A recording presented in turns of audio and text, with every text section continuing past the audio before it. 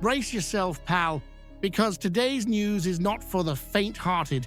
There's chaos brewing behind the scenes with Dermot Desmond's transfer stance making waves, a young Danish winger in Celtic sights while Sunderland lurk, and a shock Premier League return that could blow the roof off paradise if it actually happens. Stay right here till the end. The last headline might just change how you see this entire window. Smash that like, hit subscribe, and let's get this belter of a video pushing through the YouTube ranks like Celtic pushing for Europe. Well, here it is, the kind of story that makes your pint tremble in your hand. The word out of paradise is that Dermot Desmond might be tightening the purse strings. That same Desmond who greenlit last summer's record-shattering £26 million spree. According to Martin O'Neill, we might not see the same fireworks this time round. Let's be clear, O'Neill's defending him, says the big man does share Brendan Rodgers' vision, but then comes the line that rattles you. He might not always believe splashing 14 or 15 million quid on one player is the answer. Sound familiar? That's the old value talk. That's the same tune we've heard when the board's dodging transfer ambition, and you feel it, don't you? We're just a fortnight out from a massive Champions League playoff. Could be Slovan Bratislava, could be Kairat, and our bench still looks thinner than a Sevco title parade. Rodgers wants reinforcements, real quality, but O'Neill's hinting Desmond might prefer a more cautious approach. And here's the kicker. This isn't just about signings. This affects Brendan's future. His deal's up at the end of the season. He's made it clear he's no staying around just to maintain the status quo. If he doesn't feel backed, he walks. Simple as that. And if that happens, it's not Brendan who gets the blame, it's the board. So now I'll ask you directly, if Desmond really is scaling back the spending, is that the final proof that he'll never match the ambition this club deserves? Should a club like Celtic ever be bargain hunting before a Champions League run? And more importantly, if Brendan walks because of it, would you blame him? Hit like, smash that subscribe, and let's make sure this video lands in front of every Celtic daft mate you've got. Here we go again, Celtic sniffing around a rising star while the clock ticks down and half the English Championship gets their bids in first. This time, it's 19-year-old Clement Bischoff from Brøndby, a Danish under-21 winger with pace, flair, and the kind of feet that make fullbacks wish they'd never got out the tunnel.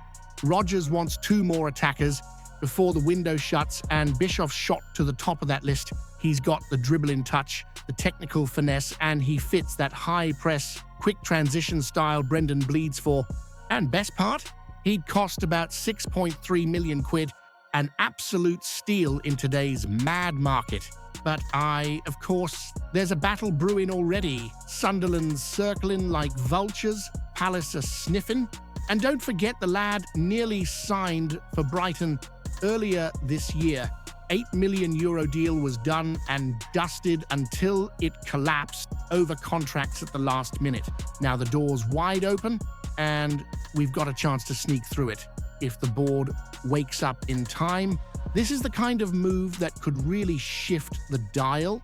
Imagine Bischoff linking up with Maeda on one wing, maybe even Jota when he's back. That's a trio with danger written all over it. And with the Champions League coming fast, you need options that scare defenders, no just ones that fill a shirt, but let's no kid ourselves. If Celtic dither here, like we've done before, Sunderland will grab him, Palace will flex their cash, and we'll be left moaning again about what could have been. So here's the big one for you. You would sign in a 19-year-old winger with this much raw talent be a masterstroke? Or is this another gamble when we need experience and ready-made quality for Europe? Do you back the club splashing 6 million now? Or would you rather they went bigger for someone already proven? And more to the point, if Sunderland beats us to a player like this, what does that say about our ambition? hit like, smash that subscribe, and let's make sure this video lands in front of every Celtic daft mate you've got. Right, imagine this. Ben Doak, back at Paradise, tearing it up down the right flank like he never left. It sounds like fantasy, but this one's got just enough smoke for us to ask the question.